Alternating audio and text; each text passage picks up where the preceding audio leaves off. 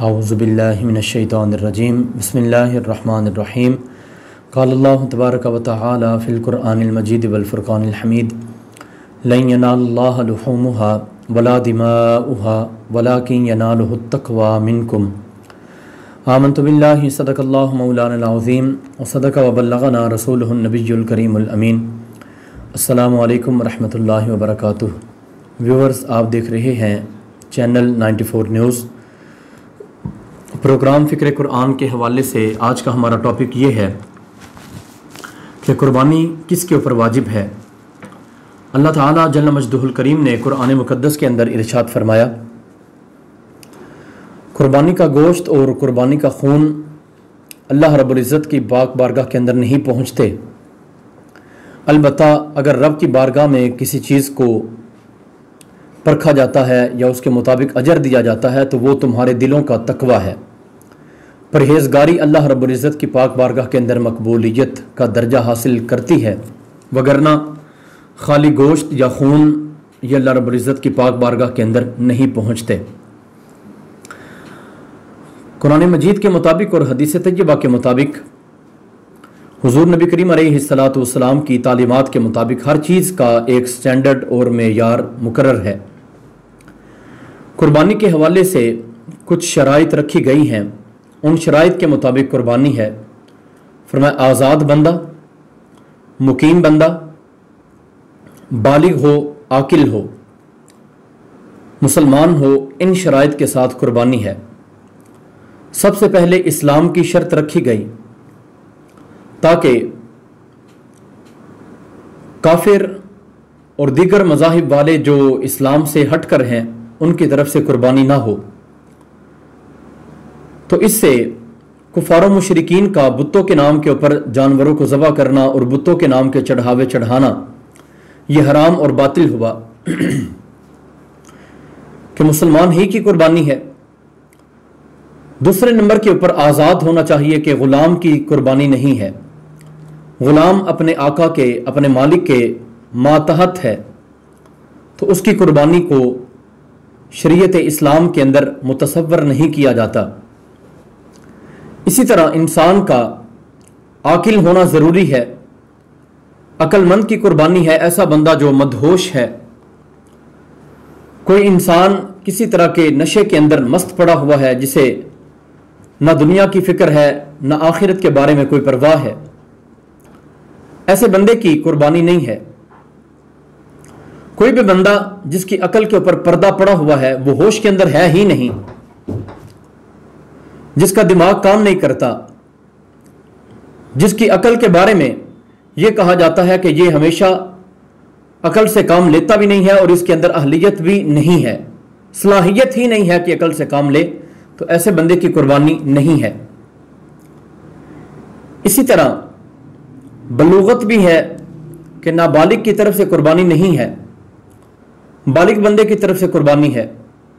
پھر مسافر کی قربانی نہیں ہے۔ مسافر اگر قربانی کر دے تو مستحب کے درجے میں ہے، واجب نہیں ہے شریعت کی طرف سے۔ واجب ہونا اور ہے اور کسی کا کر دینا وہ اور ہے۔ مسافر بندے کے اوپر شریعت کی طرف سے قربانی واجب نہیں ہے۔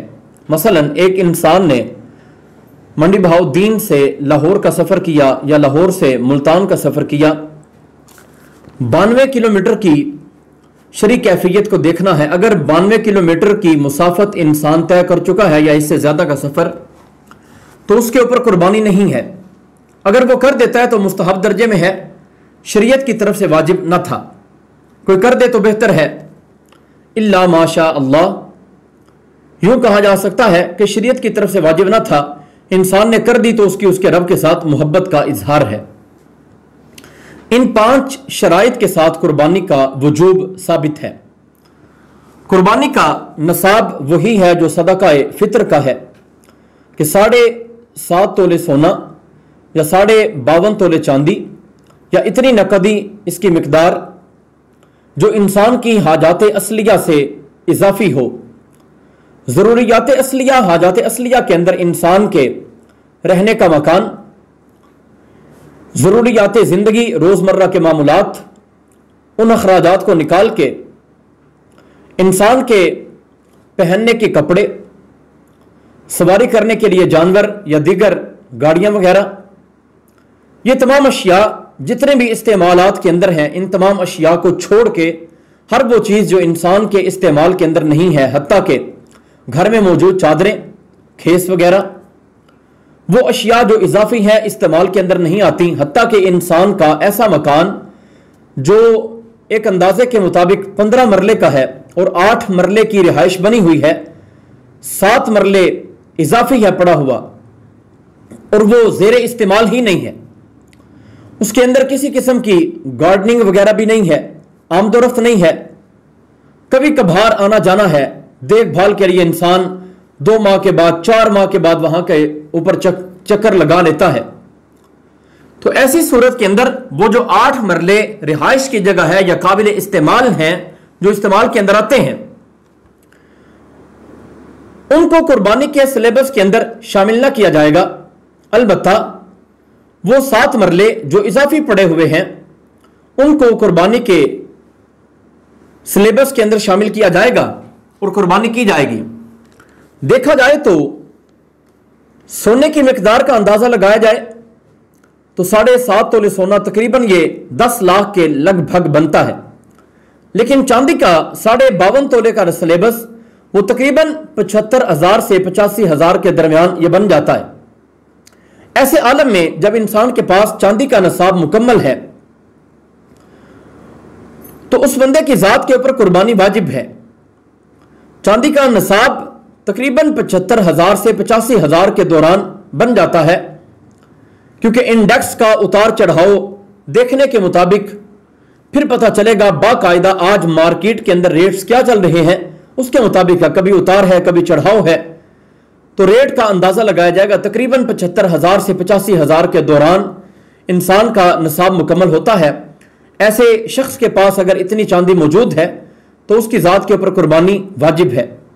या इतनी नकदी इंसान के पास मौजूद है जो इजाफी बैंक के अंदर रखी हुई है, अपने घर के अंदर रखी हुई है, या किसी अजीज और दोस्त के पास रखवाई हुई है, या कोई प्लाट है जो इजाफी पड़ा हुआ जो इतनी मालियत का है, तो ऐसे इंसान के ऊपर कुर्बानी वाजिब है। एक रिवायत के मुताबिक फुकहा ने यह भी फरमाया, ऐसा इंसान जिसके पास रिहाइश का घर है, उसके अलावा सिर्फ कोई प्लाट पड़ा हुआ है और बजाते खुद उसके पास इतनी रकम या नकदी नहीं है जिसके साथ वो कुर्बानी कर सके। अब प्लाट के ऊपर कुर्बानी तो वाजिब है, लेकिन इंसान के पास नकदी नहीं है कि वो कुर्बानी कर सके। ऐसे आलम में उसे ये हुक्म दिया गया, अगर हो सके तो कर्ज उठा के भी कुर्बानी करो, जिसकी नौइयत ये बनेगी कि इंसान देखेगा कम से कम तरीन रेट्स के ऊपर कौन सा जानवर अवेल है। फिर अगर कोई छोटा जानवर भेड़, दुम्बा, बकरा वगैरह नहीं मिलता तो वो हिस्से के ऊपर आएगा कि 12,000, 13,000, 15,000 तक कोई हिस्सा मुझे मिल जाए, तो ऐसा हिस्सा दे के अपने जानवर को कुर्बान करेगा। जबकि कर्ज लेने की कैफियत क्या होगी? वो किसी मुसलमान भाई से, किसी अजीज से, रिश्तेदार से राब्ता करेगा, मैंने कुर्बानी करनी है, जबकि असबाब नहीं है। अगर आप मेरे लिए 15 से 20,000 रुपया कर्ज दे सकते हैं, उसकी कैफियत ये होगी कि मैं हर माह में 3,000, 4,000 आपको लौटाऊंगा, आप मुझे 4 से 6 माह का वक्त दे दें ताकि मैं कर्ज को बतरीके अहसन उतार सकूं। अगर वो इंसान राजी है और ये हंसी खुशी अपना कर्ज चुका लेगा तो ऐसे आलम में इसके ऊपर कुर्बानी का करना वाजिब है। इसी तरह अगर ये इंसान सोचता है कि मेरे कुछ रुपए पैसे किसी बंदे के पास फंसे हुए हैं, जो मैंने कर्ज दिया हुआ था वो वापस आने हैं, मैं किसी से कर्ज लेके कुर्बानी कर देता हूं, जब उधर से आएंगे तो वापस लौटा दूंगा, ऐसे आलम में भी कुर्बानी वाजिब होगी। अगर इनमें से कोई भी कैफियत नहीं बनती तो इंसान अपने रब की मोहब्बत में अगर जमीन अपनी बेच के, उसका कुछ हिस्सा बेच के कुर्बानी करे तो यह अपने रब के साथ मोहब्बत है, वगरना इंसान को तकलीफ से दो चार नहीं किया जाता, तकलीफ उसके ऊपर ना डाली जाएगी कि अल्लाह रब्बुल इज्जत वहदहु ला शरीक किसी भी इंसान के ऊपर उतना बोझ डालता है जितना वो उठा सके। अब सारी कोशिशें करने के बावजूद कहीं से भी अगर निजाम नहीं चला तो वाजिब शरीयत की तरफ से इंसान के ऊपर रहेगा। अलबत्ता सारी तगोदो करने के बावजूद इंसान को जब कुछ भी हासिल ना हुआ तो वो गुनाहगार ना होगा। अगरचे कुर्बानी नहीं की, गुनाहगार नहीं है, البتہ شریعت کی طرف سے جو واجب تھا اسے نبھا نہ سکا۔ حضرت جناب نبی مکرم صلی اللہ علیہ وسلم آپ نے قربانی ہی کے حوالے سے سلیبس بھی طے فرمایا، تو پاک نبی علیہ السلام نے یہ فرمایا کہ ایک قربانی گھر کے سرپرست کی طرف سے، گھر کے مالک کی طرف سے واجب ہے۔ اگر وہ اپنی قربانی کو مارکیٹ سے خرید کے قربانی کی نیت سے اسے ذبح کرتا ہے، اس کا واجب ادا ہو جائے گا۔ اگر کسی دوسرے جانور کو ذبح کرے گا تو وہ اس کی طرف سے نفلی قربانی شمار کی جائے گی۔ اسی طرح بڑے جانور کے اندر حصہ ڈالنا، ایک حصہ اس کا اپنا وجوب کے لیے کافی ہے کہ جو قربانی ذمے میں واجب تھی وہ واجب ادا ہو جائے گا، اور دیگر حصے جو ڈالے گا 2 ڈال لے، 4 ڈال لے، مکمل 6 اپنے ڈال لے، کوئی اپنے عزیز کی طرف سے، کوئی والدین کی طرف سے، حضور نبی کریم علیہ السلام کی طرف سے، کچھ بزرگوں کی طرف سے، اولیاء کاملین کی طرف سے، تو یہ سارے حصے وہ نفلی شمار کیے جائیں گے۔ قربانی ہی کے اندر انسان کو شریعت طیبہ اجازت دیتی ہے کہ وہ عقیقہ بھی کر سکتا ہے۔ مثلا ایک حصہ اگر قربانی کا ڈالا جو اس کی ذات کے اوپر واجب تھا، اور 6 حصے عقیقے کے ڈال دیے تو اجازت ہے، جائز ہوگا۔ 6 حصے قربانی کے ڈالے، ایک حصہ وجوب کا، کچھ نفلی یا دوسروں کے حصے، ایک حصہ عقیقے کا، جائز ہے۔ 4 حصے قربانی کے، 3 عقیقے کے، جائز ہے۔ یعنی کسی بھی صورت کے اندر ایسا ہو سکتا ہے۔ حضرت جناب نبی مکرم صلی اللہ علیہ وسلم نے حضرت علی المرتضیٰ شیر خدا تاجدار عطا رضی اللہ تعالیٰ عنہ آپ کو وصیت فرمائی کہ آپ نے دنیا سے میرے پردہ فرمانے کے بعد، میرے وصال با کمال کے بعد 2 جانور ذبح کرنے ہیں، ایک آپ کی اپنی طرف سے جو واجب ہے، اور ایک میری طرف سے میری محبت میں بطور نفل میرے ثواب کے لیے، ثواب پہنچانے کے لیے آپ ذبح کریں گے۔ حضرت حنش جو جلیل القدر تابعی ہیں، آپ فرماتے ہیں رأیت علی، میں نے حضرت علی رضی اللہ تعالیٰ عنہ آپ کو دیکھا کہ آپ 2 بکروں کو ذبح کر رہے تھے۔ میں نے پوچھا حضرت یہ کیا معاملہ ہے؟ یعنی قربانی تو ایک ہے، واجب تو ذمے میں ایک ہوتا ہے، اور آپ 2 جانوروں کو ذبح کر رہے ہیں۔ آپ فرماتے ہیں مجھے پاک نبی علیہ السلام نے حکم ارشاد فرمایا، کچھ روایات کے مطابق مجھے پاک نبی علیہ السلام نے وصیت فرمائی اس بات کی کہ اے علی، میرے دنیا سے پردہ کرنے کے بعد 2 جانور ذبح کرنا، ایک آپ کی اپنی طرف سے جو وجوب ہوگا، واجب شرعی وہ ادا ہو جائے گا، اور ایک میری طرف سے قربانی وہ بحیثیت نفل ہوگی جو میرے ثواب پہنچانے کے لیے ہوگی۔ تو فرمایا کہ میں پاک نبی علیہ السلام کی وصیت یا حکم کے اوپر عمل کرتا ہوں۔ حضرت جناب نبی مکرم صلی اللہ علیہ وسلم نے یہ قربانی کا سلیبس اور نصاب اس کو مکمل طور پہ بیان فرمانے کے بعد فرمایا قربانی کی شان و عظمت یہ ہے کہ 10 ذی الحج کو انسان کے کسی بھی عمل کے لحاظ سے قربانی کرنے سے بڑھ کے محبوب کوئی بھی عمل نہیں ہے۔ انسان جتنے بھی اعمال کرے گا سب کے سب نیک ہیں، اللہ رب العزت کی بارگاہ میں درجہ ہے، ہر کسی کے اوپر اجر و ثواب ہے، لیکن فرمایا کہ انسان جو یہ اشیاء کرے گا ان سارے اعمال میں 10 ذی الحج کو قربانی کے پہلے دن سب سے محبوب ترین کام اللہ رب العزت کی بارگاہ میں اگر کوئی ہے تو وہ جانور کا خون بہانا ہے بوقت ذبح۔ اس عمل سے محبوب ترین عمل اللہ رب العزت کی بارگاہ میں کوئی بھی نہیں، حتیٰ کہ فرمایا جانور کے جسم کا خون اس کا پہلا قطرہ ابھی زمین کے اوپر نہیں پڑتا کہ اللہ رب العزت وحدہ لا شریک جل وعلا اس انسان کی مغفرت فرما دیتا ہے۔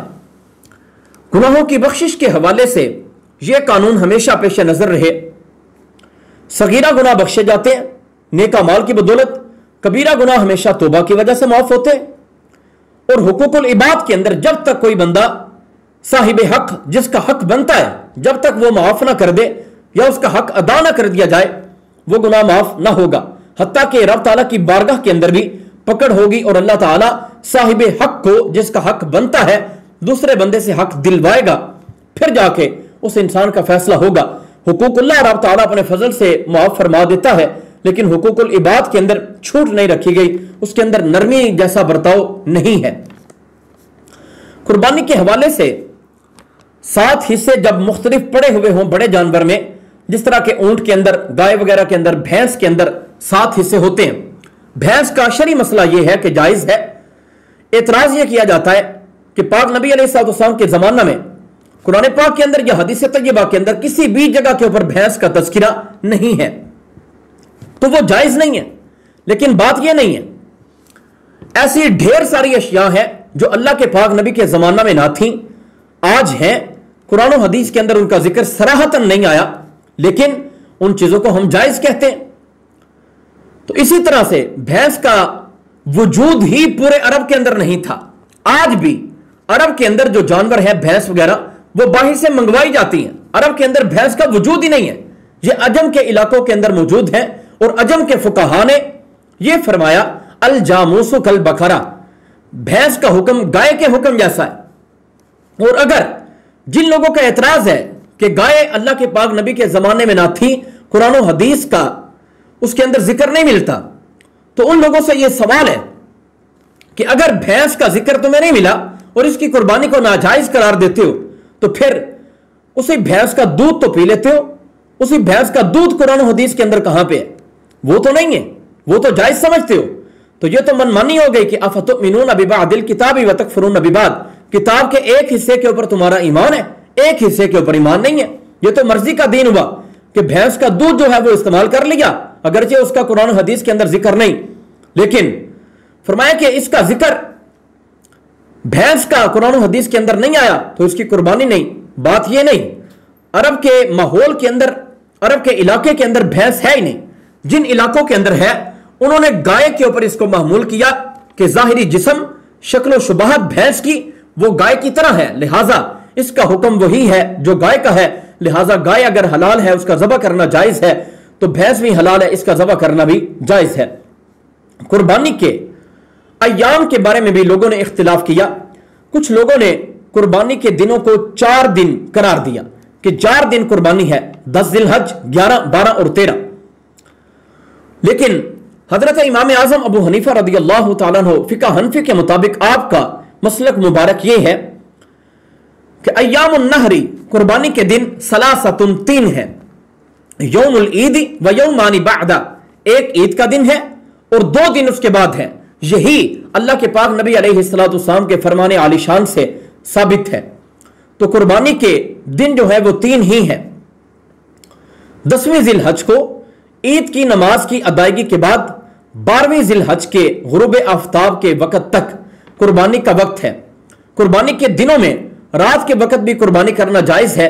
پہلے مکروہ اس لیے کہا گیا تھا کہ لائٹ کا انتظام نہیں ہوتا تھا، بمشکل سے دیپ جلا کے لوگ گزارا کرتے تھے، تو پھر قربانی کے اوپر اچھا خاصا ٹائم لگتا ہے. اتنے وقت میں دیپ کون جلائے، کون اتنا تیل برداشت کرے. لیکن آج کل چونکہ لائٹنگ کا اچھا انتظام ہے تو ایسے عالم میں رات کے وقت بھی قربانی ہو سکتی ہے، جبکہ وہ قربانی کے دن ہوں. انہی دنوں میں جو رات آئے گی اس رات میں قربانی کرنا بالکل شرعی طور پہ جائز ہے. یہ حضور نبی کریم علیہ السلام نے باقاعدہ ایک دین کو نافذ کیا، اسے سمجھایا، امت تک پہنچایا اور امت کو یہ احکامات کرنے کا حکم دیا. ایسے گاؤں جہاں پہ عید کی نماز ابھی بھی نہیں پڑھی جاتی، ایسے گاؤں کے اندر 10ویں ذی الحج فجر کے طلوع ہوتے ہی قربانی کا کر لینا جائز ہے. وہ علاقے، وہ شہر، وہ قصبے، وہ ٹاؤنز جہاں پہ عید کی نماز پڑھی جاتی ہے، وہاں پہ مرکزی عیدگاہ سب سے بڑا اجتماع جہاں پہ ہوتا ہے. جب وہاں پہ عید پڑھی گئی اس کے بعد انسان جانور کو ذبح کر سکتا ہے. اصل میں نبی پاک علیہ السلام کا فرمان ہے، آپ نے فرمایا جس بندے نے ہمارے ساتھ نماز عید ادا کی اسے چاہیے کہ اپنے جانور کو ذبح کرے، اور جس نے پہلے جانور کو ذبح کر لیا، عید کی نماز کو ادا نہیں کیا، تو ایسے انسان کے اوپر ضروری ہے کہ اپنی قربانی کو لوٹائے، یعنی دوبارہ کرے. جس وقت آپ نے خطاب فرمایا، ایک صحابی آگے، یا نبی اللہ صلی اللہ علیہ وسلم میں نے جانور کو پہلے ذبح کر لیا، اب آپ نے فرمایا کہ دوسرا جانور دو.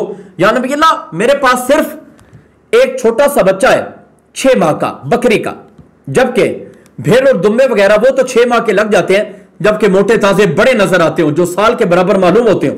لیکن یا نبی اللہ میرے پاس بکری کا ہے 6 ماہ کا اور وہ لگتا نہیں ہے، کم از کم 1 سال ہونا چاہیے.